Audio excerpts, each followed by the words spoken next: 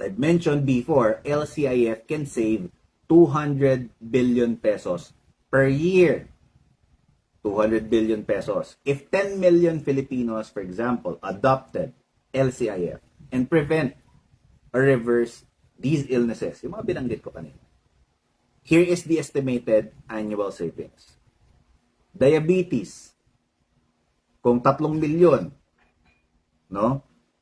Times 120,000, times 30%, about 108 billion yung masisave.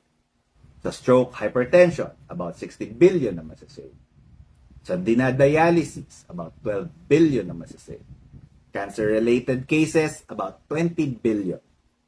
For a total of about, roughly, 200 billion. No? Sources, DOH, PhilHealth, disease prevalence estimates. So yung 200 billion na yun, as I've mentioned, LCIF is connected virtually sa kung ano, politically speaking. Yung health, in particular, is connected. So, saan mapupunta? Saan natin pwedeng magamit yung savings na 200 billion per year? Yung 200 billion na yon could, no? Yung sinisigaw, yung galit na galit kayo kay,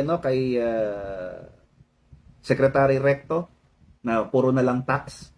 Tax dito, tax doon, tax dyan, tax doon, blah, blah, blah, blah, blah, blah. These taxes can be lowered if makakatipid tayo ng around 200 billion pesos per year by doing LCIF. Meaning, bababa ang mga tax. Bababa ang tax kung ibababa. Pero, pwede nilang ibaba ang taxes natin. Pwedeng ibaba yung income tax, pwedeng ibaba yung mga consumption taxes like VAT, at kung ano-ano pa mga taxes dyan. Pwedeng maibaba yun.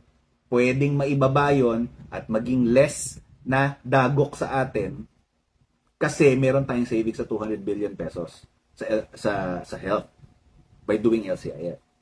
Saan pa pwedeng mapunta yung 200 billion savings na yan? Pwedeng idagdag yung sinasabi ni Representative Eli ng Kamanggagawa Party List.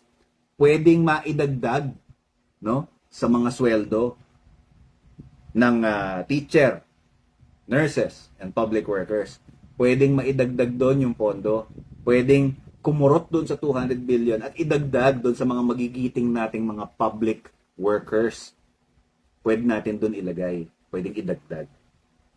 We can also use the 200 billion pesos savings per year to strengthen disaster relief and energy programs. Diba? Ngayon, binubugbog tayo ng bagyo. 3 bagyo na kaya yata yung dumaan. We could strengthen disaster relief doon sa savings na yon. Okay? Energy programs, no, yung ginagawa ni Inay Ara, ginagawa ni Madam Beshi